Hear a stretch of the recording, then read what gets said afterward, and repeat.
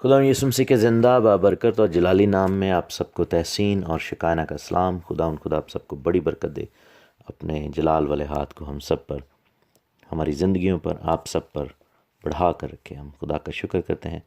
Book of genesis में हम सब्बत के बारे में पढ़ रहे हैं, 7वें दिन के बारे में पढ़ रहे हैं। चैप्टर 2 वर्स 1 to 3 हम पढ़ेंगे दोबारा। लिखा है कि सो आसमान और ज़मीन और उनके कुल लश्कर का बनाना ख़त्म हुआ। खुदा ने अपने काम को जिसे वो करता था 7वें दिन ख़त्म किया, और अपने सारे काम से जिसे वो कर रहा था 7वें दिन फारिग हुआ। खुदावंद ने 7वें दिन को बरकत दी और उसे मुक़द्दस ठहराया, क्योंकि उसमें खुदा सारी कायनात जिसे उसने पैदा किया और बनाया फारिग हुआ। हम खुदा का शुक्र करते हैं इस दिन के लिए। बहुत सारे दोस्त इस चीज़ के ऊपर चर्चा करते हैं कि जी सब्बत का दिन जो है वो सिर्फ बनी इसराइल के लिए था। हालांकि जब मैंने इसके बारे में बड़े डिटेल में आप सबको बताया है कि खुदावंद का कानून जो है वो ये हमें बताता है, खुदावंद का कलाम हमें ये बताता है कि सब्बत जो है वो पूरी दुनिया के लिए बनाया गया, इसलिए कि खुदावंद की तरफ से निशान था। और खुदावंद ने उस दिन जो है वो अपने काम से हाथ को रोक लिया और खुदावंद ने एक पैटर्न जो है हम सबको दिया। और मुल्क मिस्र में हम देखते हैं कि जब बनी इसराइल जुल्म का शिकार थे तो ज़बरदस्ती उनसे सब्बत तुड़वाया गया, क्योंकि फ़िरौन जो था उनसे 7 दिन काम करवाता था और बल्कि दुगना काम करवाना शुरू कर दिया, जिसकी वजह से खुदावंद को ये बात पसंद नहीं आई। और खुदावंद ने फिर क्या किया कि रीट्रेट किया उस चीज़ को। और सब्बत की आज यूनिवर्सलिटी के लिए हम देखेंगे कि क्या सब्बत यूनिवर्सल है या सिर्फ जो है वो चंद अफराद के लिए है। क्या ऐसी सोच रखना कि सब्बत का दिन है हमारे लिए तो या खुदावंद के लिए एक दिन मखसूस है। तो आप ये देखें कि जब कैथोलिसिज्म आता है तो हम देखते हैं कि दिनों और मुकर्रा औकात को तब्दील किया गया, शरीयत को तब्दील किया गया, तो उसमें सब्बत का भी एक तब्दीली जो थी वो एक बड़ा फैक्टर था कि जो कुछ जैसे ईदों की जगह अपनी ईदें रख दी गई, इसी तरह सब्बत की जगह पर संडे को ये कहकर किया गया कि जी ये हफ़्ते का पहला दिन है और इस दिन खुदा यीशु मसीह ज़िंदा हुए। इवन दो कि यीशु मसीह वाकई इतवार वाले दिन जो कि हफ़्ते का पहला दिन बनता है ज़िंदा हुए। और कलाम हमें ये बताता है कि हफ़्ता के पहले दिन यूहन्ना की इंजील में या बाकी इंजील में भी कि जब शागिर्द जो थे या औरतें जो थीं वो मुँह अंधेरे वहाँ पर गए और उन्होंने जाकर जो है देखा तो यीशु मसीह ज़िंदा हो चुके हुए थे। लेकिन दैट स्टिल डजन रिप्लेस जो कि खुदावंद का एक सिस्टम है, खुदावंद ने एक जो तरीक़ाकार दिया। हम ये देखते हैं कि सब्बत के बारे में हमने फिर वो यूनिवर्सल नेस ऑफ तोरा भी देखी। हमने ये भी देखा कि किस तरीके से मूसा से पहले के लोग भी खुदावंद के अहकाम से वाकिफ़ थे, खुदावंद की शरीयत से वाकिफ़ थे और वो उसको पूरा करते थे।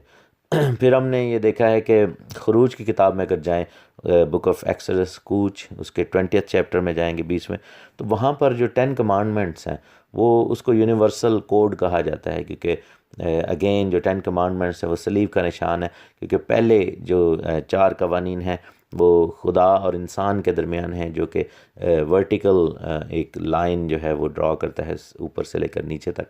और फिर दूसरे कवानीन इंसानों और इंसानों के दरमियान है, इंसान और इंसान के दरमियान, जो कि एक हॉरिजॉन्टल जो है वो लाइन क्रिएट करता है। और इस तरह हम देखते हैं कि एक सलीब का निशान बन जाता है और इंसान और खुदा और इंसान का जो रिश्ता है। और यही चीज़ खुदा यीशु मसीह ने सम अप की थी कि इन 10 कमांडमेंट्स को 2 तरह के कमांडमेंट्स में या पूरी शरीयत को 2 तरह के कमांडमेंट्स में तकसीम किया गया है। या तो ऐसे कमांडमेंट्स हैं जो कि इंसान और खुदा के बीच में है, या फिर ऐसे कमांडमेंट्स हैं जो आपके और इंसान के बीच में है, यानी पड़ोसी के हकूक़ हैं। तो इसलिए खुदा यीशु मसीह ने कहा था कि शरीयत पर अगर गौर से देखना है तो देखो कि खुदावंद अपने खुदा से मोहब्बत रखो और फिर अपने पड़ोसी से अपनी मानंद मोहब्बत रखो। ये 2 मेन अहकाम है और उनके ऊपर पूरी शरीयत खड़ी है, पूरा कानून खड़ा है। 10 अहकाम को जो है मोरल कोड भी कहा जाता है। वो लोग जो कि दुनिया की किसी भी शरीयत को नहीं मानते वो भी इस 10 अहकाम को मानने पर मजबूर हैं, क्योंकि पूरी दुनिया के जो कवानीन है, पूरी दुनिया का जो कॉन्स्टिट्यूशन है बड़े बड़े ममालिक में वो इन कमांडमेंट्स के ऊपर बना है। और आप ये देखें कि यूके ने यानी कि ब्रिटेन ने पूरी दुनिया पर ऑलमोस्ट हुकूमत की, और 80% दुनिया में। सो जहाँ जहाँ ये गए वहाँ पर उनको कॉन्स्टिट्यूशन दिया। जब कॉन्स्टिट्यूशन दिया है तो क्योंकि ये बाइबल के ऊपर अपना कॉन्स्टिट्यूशन बेस करते थे, तो बाइबल का कानून इवन के इस्लामिक कंट्रीज़ में भी जाएं तो वहाँ पर भी उधर आपको ये 10 कमांडमेंट्स की झलक ज़रूर नज़र आएगी, या फिर बाइबल के बाकी और कवानीन की भी। तो 10 कमांडमेंट में खुदा से मुतल्लक जो कमांडमेंट्स हैं, जिनको अमूमन लोग 9 कमांडमेंट्स को तो हंसी खुशी जो है वो कबूल करते हैं, लेकिन एक कमांडमेंट के ऊपर आकर जो है वो थोड़ी सी पस्सो पेश की जाती है, थोड़ा सा लड़खड़ा जाते हैं कि जी ये हम अब नहीं करेंगे। हालांकि हम ये सोच रखते हैं, मुझे याद है कि एक ज़माना में जब मुझे सब्बत की समझ नहीं थी, तो मैं जब सब्बत के बारे में पढ़ता था तो मेरे ज़हन में संडे आता था, और मैं वो सारी चीज़ें जो सब्बत के ऊपर अप्लाई होती हैं कि जी मैंने काम नहीं करना, मैंने चर्च जाना है, मैंने जो है वो कोई कॉन्ट्रैक्ट नहीं लेना। इवन कि मुझे एक दफ़ा एक जॉब से भी हाथ धोने पड़े क्योंकि उन्होंने मुझे संडे वाले दिन जो है बुलाते थे और मैं नहीं जाना चाहता था, क्योंकि मैं सब्बत समझ के तो तकदीस करता था। तो बात यह है कि आम मसीही हलकों में संडे को वही तकदीस की जाती है, वही सोच रखी जाती है, उसी तरीके से हम सोचते हैं जैसे एक सब्बत वाला शख्स सोचता है। तो फिर फ़र्क क्या है? फ़र्क सिर्फ यह है कि हमने एक नए दिन पर वही सारा कुछ करना शुरू कर दिया कि हमने अपने अपने कामों से हाथ रोक लेते हैं और खुदा के घर में बैठने की बात करते हैं। तो यही काम अगर सैटरडे वाले दिन या सब्बत वाले दिन कोई करता है तो वो गलत क्यों करता है? ये जो है ये काबिल गौर बात है कि अगर हम संडे को वही तकरीम, वही तकदीस, वही वेरिनेशन जो उसको हम उसको ऊपर करते हैं, तो फिर हम यही काम अगर कोई सब्त वाले दिन करता है तो उसके लिए बुरा क्यों है? हालांकि खुदावंद ने उसको मुकर्रर किया। संडे को जो है वो चर्च फादर्स ने मुकर्रर किया है, लेकिन सब्त जो है वो खुदावंद ने मुकर्रर किया। सो ऑब्वियसली जो चीज़ इंसान ने मुकर्रर की है उसको आप एक साइड पे रख लें, और जो चीज़ खुदा ने मुकर्रर की है तो खुदावंद हमेशा अपनी साइड पे खड़ा रहेगा और हमें वो चीज़ करनी जो खुदावंद ने मुकर्रर की, क्योंकि यीशु ने कहा कि वो सब्त का मालिक है और किसी दिन के लिए उसने ऐसा नहीं बोला, लेकिन सब्त के लिए बोला। लिखा है कि 8वीं और 9वीं आयत में, तू याद करके सब्त का दिन पाक मानना, 6 दिन तक तू मेहनत करके अपने सारे काम काज करना, लेकिन 7वें दिन खुदावंद तेरे खुदा का सब्त है, उसमें ना ना तू कोई काम करे, ना तेरा बेटा, ना तेरी बेटी, ना तेरा गुलाम, ना तेरी लौंडी, ना तेरा चौपाया, ना कोई मुसाफिर जो तेरे यहाँ तेरे फाटकों के अंदर हो, क्योंकि खुदा ने 6 दिन में ज़मीन और आसमान और ज़मीन और समुंदर और जो कुछ उसमें है वो सब कुछ बनाया, और 7वें दिन आराम किया। यहाँ पर ये नहीं कहा कि 7वें दिन खुदावंद सोने लग गए, क्योंकि खुदावंद सोते या ऊँगते नहीं है। आराम से मुराद ये था कि खुदावंद ने मौकूफ़ कर दिया सब कुछ, वहाँ पर हाथ रोक लिया, और आदम और उसकी नस्ल के लिए 7वां दिन जो था वो खुदावंद के घर में आने का दिन, खुदावंद के कदमों में बैठने का दिन था। और हमने सब्बत की एटमोलॉजी भी देखी है कि सब्बत जो है वो सुनने और खुदा के घर के वाले से और सलीब के वाले से और खुदावंद के कलाम के वाले से दिन है। और लिखा है कि खुदावंद ने सब्बत को बरकत दी और उसे मुकद्दस ठहराया। अगर सब्बत यूनिवर्सल नहीं था तो फिर वहाँ पर ज़िक्र करने की ज़रूरत नहीं थी बुक ऑफ जेनेसिस में। और अगर यूनिवर्सल है तो आप ये देखें कि जैसे कि हमने देखा कि खुदावंद के अहकाम यूनिवर्सल हैं, ये 10 कमांडमेंट्स यूनिवर्सल हैं, इसमें खुदावंद ने दोबारा इस चीज़ को रिपीट किया और खुदावंद ने बताया है। सो अगर हम ये बिलीव करते हैं कि 10 अहकाम हम पर अभी भी लागू हैं, तो फिर हम जो है वो इस चीज़ को मानेंगे कि खुदावंद ने इसकी अहमियत जो है इतनी ज़्यादा है कि खुदावंद ने बाकी कवानीन जितने भी और आए हैं वो सारे बाद में लिखे गए, लेकिन 10 अहकाम एक कुलीदी लाइफस्टाइल है जो कि खुदावंद चाहता है कि हम उसको अपनाएं। और 10 अहकाम में सब्बत का जिक्र करना जो है और बड़ी डिटेल से, और वाहिद हुक्म ऐसा है जिसके बारे में लिखा है कि तू याद करके, यानी इसको भुलाना नहीं। और यही काम जो है वो हम सब ने किया कि इसको ही जो है वो 10 अहकाम में से निकाल दे और कहा कि इससे हमारा ताल्लुक़ नहीं, हालांकि वो है हुक्म है जिसके बारे में खुदावंद ने कहा था कि तू याद करके, यानी कि इसको याद रखना है, don't forget about it, and then we have decided to forget about it. फिर खरूज में ही लिखा है, यहाँ पर लोग जो है लफ्ज़ के तू बनी इसराइल से कहना, और बनी इसराइल और हमारे दरमियान में ये निशान है, तो लोग ये कहते हैं देखें जी बनी इसराइल, हम तो जेंटाइल हैं।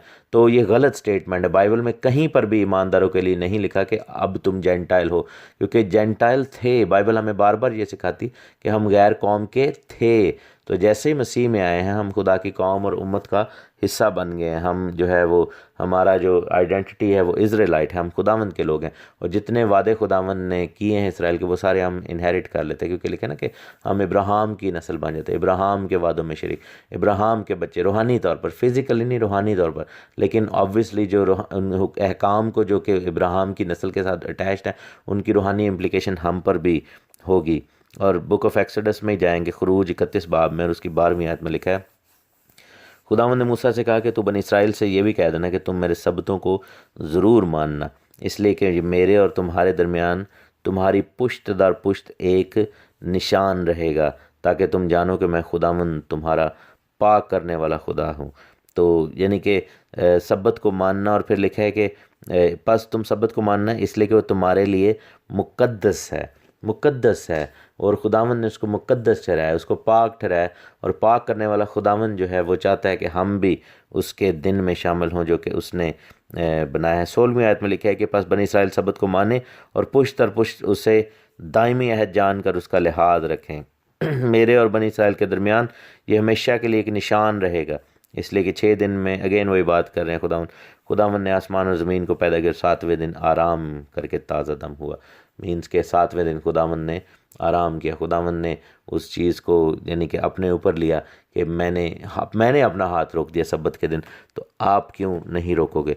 अब बात आती है कि हम इसके बारे में और डिटेल में पढ़ सकते हैं, लेकिन हम चलेंगे कि लोग कहेंगे जी देखें जी कोई ऐसा रेफरेंस भी बताएं जिसमें गैर कौमों का भी जिक्र हो, कि चलें आप ये सही कह रहे हैं कि हम गैर कौम में थे, लेकिन सब्बत के लिए कोई हमें भी तो हुक्म होना चाहिए।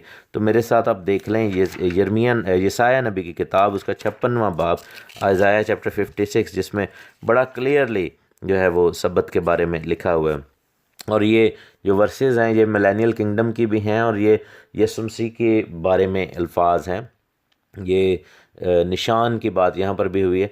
निशान के लिए मैंने आपको बताया था कि इब्रानी ज़ुबान में लफ्ज़ औत है, यानी कि अलिफ वाव और ताव, यानी कि हेड ऑफ द हाउस जो कि खुदा है, और ताव जो है सलीब है, और वाव जो है कील है, यानी कि सब्बत जो है वो सलीब की तरफ इशारा करता है कि खुदा हमारा सलीब पर कीलों से जड़ दिया गया, और उससे हमें बरकत मिलेगी और हम उससे आराम में दाखिल होंगे।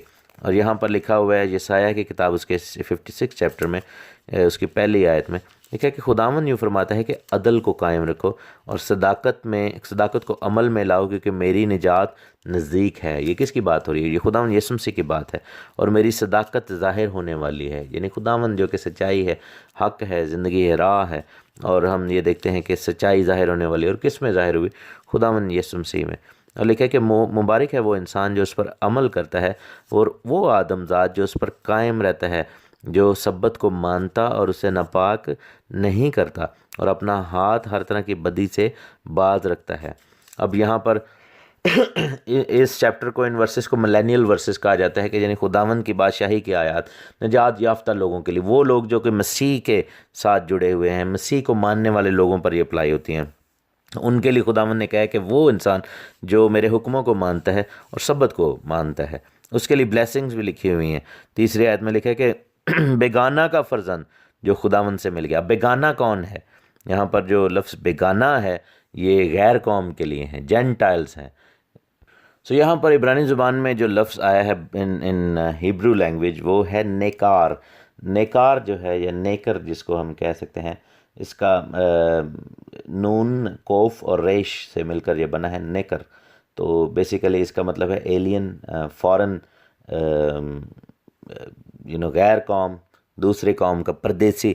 तो लिखा है कि बेगाना का फर्जंद जो खुदावंद से मिल गया, हरगिज़ ना कहे कि खुदावंद मुझको अपने लोगों से जुदा करेगा, और खोजा ना कहे कि देखो मैं तो सूखा दरख्त हूँ, क्योंकि खुदावंद यूँ फरमाता है कि वो खोजे जो मेरे शब्दों को मानते और इन कामों को जो मुझे पसंद हैं इख्तियार करते और मेरे अहद पर कायम रहते हैं। मैं उनको अपने घर में अपनी चार दीवारी के अंदर ऐसा नाम और निशान बख्शूँगा जो बेटों और बेटियों से भी बढ़कर होगा। मैं हर एक को एक अब्दी नाम दूँगा जो मिटाया ना जाएगा। और ये जो अब्दी नाम की बात है ये बुक ऑफ रेवलेशन में हम देखते हैं। और फिर लिखा है कि बेगाना की औलाद भी, यानी कि जेंटाइल्स के बच्चे भी, जिन्होंने अपने आप को खुदावंद से पेवस्त कर लिया है। कैसे किया है? यीशु मसीह के थ्रू हमने अपने आप को खुदावंद से पेवस्त किया है। कि उसकी खिदमत करें और खुदावंद के नाम को अजीज़ रखें और उसके बंदे हों, वो सब जो सब्बत को हिफज करके उसे नापाक ना करें और मेरे अहद पर कायम रहें, मैं उनको भी अपने कोहे मुक़द्दस पर लाऊंगा और अपनी इबादत गाह में उनको शादमान करूंगा और उनकी सख्त कुर्बानियाँ और उनके ज़बीहे मेरे मज़बा पर मकबूल होंगे, क्योंकि मेरा घर सब लोगों की इबादत गाह कहलाएगा। ये मिलेनियल की बात हो रही है, मिलेनियम की बात हो रही है, ये 1000 साल की बादशाही की बात हो रही है। और खुदावंद ने कहा कि सारी कौमों के लिए मेरा घर होगा। और सब्बत की यहाँ पर तकदीस की बात हो रही है जो खुदावंद ने हुक्म दिया है। और यही बात आगे जाकर चैप्टर 66 में भी खुदावंद कहते हैं कि और उसकी 22वीं आयत में कि लिखा है, खुदावंद फरमाता है कि जिस तरह नया आसमान और नई ज़मीन जो मैं बनाऊंगा मेरे हुजूर कायम रहेंगे, इसी तरह तुम्हारी नस्ल और तुम्हारा नाम भी बाकी रहेगा। और यूँ होगा कि खुदावंद फरमाता है कि एक नए चाँद से दूसरे तक और एक सब्बत से दूसरे तक हर फ़र्द बशर इबादत के लिए मेरे हुजूर आएगा। ये नहीं कहा कि हर इसराइली मेरे हुजूर आएगा या हर यहूदी मेरे हुजूर आएगा, लेकिन कि हर फ़र्द बशर। और सब्बत की बात हो रही मिलेनियल किंगडम में, यानी कि 1000 साल बादशाही में भी इबादत का दिन जो मुकर्रर है वही है जो कि खुदावंद ने मुकर्रर किया, क्योंकि 1000 साल बादशाही सब्बत ही की तकमील है। और फिर यशायाह की किताब में देखें उसके 58 बाब में और उसकी 13वीं आयत में देखें बरकत क्या है। लिखा है कि अगर तो सब्बत के रोज़ अपना पाँव रोक रखे, ये नहीं कि अगर इसराइल, और हम देखते हैं कि यशायाह 58 बाब को हम रोज़े के चैप्टर के तौर पर लेते हैं और हम बड़ी दिलेरी के साथ अपने ऊपर ये अप्लाई करते हैं कि बेसिकली ये जो वर्सेस लिखी हुई हैं रोज़ा की, ये हमारे लिए भी हैं। और रोज़े की तालीम जब भी हमने लेनी होती है तो यशायाह 58 यानी कि 58 चैप्टर में आकर हम इसको देखते हैं। सो अगर इसकी बाकी सारी वर्सेस जो हैं जो कि रोज़े से मुतल्लिक हैं वो हम पर लागू हो रही हैं, तो फिर सब्बत के लिए जो वर्सेस है वो भी हम पर लागू। ऐसे कैसे हो सकता है कि पहली 13-12 आयत जो हैं वो हम पर लागू हो रही हैं रोज़े के वाले से, लेकिन 13वीं और 14वीं आयत नहीं होगी? ये भी होगी। ये हमारी पूरी दुनिया के लिए बात हो रही है। अगर तू से मुराद है कि जो भी पढ़ रहा है उसकी बात हो रही है। अगर तू सब्बत के रोज़ अपना पाँव रोक रखे और मेरे मुक़द्दस दिन में अपनी खुशी का तालिब ना हो और सब्बत को राहत और खुदावंद का मुक़द्दस और मुअज़्ज़म कहे और उसकी ताज़ीम करे और अपना कारोबार ना करे और अपनी खुशी और बेफ़ायदा बातों से दस्तबरदार रहे, तब तू खुदावंद में मसरूर होगा और मैं तुझे दुनिया की बुलंदियों पर ले चलूँगा और मैं तुझे तेरे बाप याकूब की मिरास से खिलाऊँगा, क्योंकि खुदावंद ही के मुँह से ये इरशाद हुआ है। और यही बात जो है वो आगे लिखा है कि वो अपने बाप याकूब के घराने को जो है वो ब्लेस करे, यानी खुदावंद यीशु मसीह की ये ब्लेसिंग है याकूब की मिरास। क्योंकि जब फ़रिश्ता ने लूका की इंजील में मैसेज दिया और उसने मुकद्दसा मरियम से बात की, लूका की इंजील पहले बाब की 30वीं आयत में देखेंगे, फ़रिश्ते ने उससे कहा कि ए मरियम खौफ ना कर, क्योंकि खुदावंद की तरफ से तुझ पर फजल हुआ और देख तू हामला होगी और तेरे बेटा होगा और उसका नाम यीशु रखना। वो बुज़ुर्ग होगा और खुदा ताला का बेटा कहलाएगा और खुदावंद खुदा उसके बाप दाऊद का तख्त उससे देगा और वो याकूब के घराने पर अब तक बादशाही करेगा और उसकी बादशाही का आखिर ना होगा। अब हम ये कहते हैं कि जी यीशु मसीह ने पूरी दुनिया पर बादशाही करनी है और याकूब के घराने से तो मुराद ये है कि इसराइल की बात हो रही है, तो ऐसा नहीं है मेरे अज़ीज़ों। खुदावंद ने सिर्फ याकूब, यहाँ पर याकूब के घराने से मुराद पूरी दुनिया है। ये नहीं लिखा कि सिर्फ इसराइल के लिए बादशाही करेगा, बल्कि लिखा है कि याकूब के घराने पर, जो कि पूरी दुनिया की एक तस्वीर है। और हम याकूब के घराने के लोग हैं, क्योंकि हम उन जंगली डालियाँ होने की वजह से जो कि गैर कौम का जैतून थे, हम अब खुदावंद के अंदर शुमार कर दिए गए हैं। और फिर इब्रानियों ही के ख़त में देखें उसकी 4 बाब की 8वीं आयत में देखें तो लिखा है कि अगर यशुआ ने उन्हें आराम में दाखिल किया होता तो वो उसके बाद दूसरे दिन का जिक्र ना करता। बस खुदा की उम्मत के लिए सब्बत का आराम बाकी है, अभी जो है वो आराम बाकी है, क्योंकि जो उसके आराम में दाखिल हुआ उसने भी खुदा की तरह अपने कामों को पूरा करके आराम किया। और लिखे कि आओ इस आराम में दाखिल होने की कोशिश करें, उनकी तरह नाफरमानी करके कोई शख्स गिर ना पड़े। सो यहाँ पर अभी तक लिखा है कि अभी तक सब्बत का आराम बाकी है, यानी सब्बत की तकमील ही नहीं हुई अभी तक, जो कि 1000 साल की बादशाही की तस्वीर है, जो कि 7वां दिन है। तो जिस चीज़ की तकमील ही नहीं हुई और वो अभी तक उसकी फुलफिलमेंट नहीं हुई, वो कैसे हटा दी गई, कैसे उसको पीछे कर दिया गया। और मज़े की बात यह है कि किंग जेम्स के जो ट्रांसलेशन है वो बहुत एक्यूरेट ट्रांसलेशन, उसको पढ़ें तो यहाँ पर उर्दू में लिखा है कि अगर यशुआ ने, हालांकि ये यशुआ की बात नहीं हो रही, उधर पढ़ें तो लिखा है उसकी 8वीं आयत में कि for if Jesus had given them rest then would he not afterward have spoken of another day, there remaineth therefore a rest of rest to the people of God. अब यहाँ पर लफ्ज़ जीसस आया है, यशुआ नहीं आया है, यानी कि मूसा वाले यशुआ की बात नहीं हो रही। लिखा है कि अगर यस्सु ने उन्हें आराम में दाखिल कर दिया होता, अगर जैसा हम बहुत सारे लोग मानते हैं, तो फिर दूसरे दिन का जिक्र ना किया जाता। तो बात यह है कि यस्सु ने हमें रूहानी तौर पर सलीब पर आराम में दाखिल किया है, लेकिन अगर हम देखें तो अभी तक वो आराम हमें अभी तक नहीं मिला, क्योंकि बादशाही अभी तक नहीं आई। बादशाही में सब्बत पर दुआ और ये सब्बत को माना जा रहा है, बादशाही सब्बत का निशान है। आयात ये कह रही हैं कि पूरी दुनिया के लिए ये होगा। हम देखते हैं कि सब्बत का इजरा जो है वो खुदावंद ने आदम और हव्वा के साथ किया। तो फिर ये कैसे कह सकते हैं कि जी ये सिर्फ़ चंद मखसूस लोगों के लिए है? ये पूरी दुनिया के लिए है, और हमें इसको मानना और इसकी तकदीस करनी होगी। उसका फ़ायदा भी हमें ही होगा, क्योंकि उसके साथ जो जुड़ी हुई बरकतें हैं जिनका हमने जिक्र किया है, वो बरकतें हम हासिल करेंगे। खुदा आप सबको बड़ी बरकत दे। आमीन।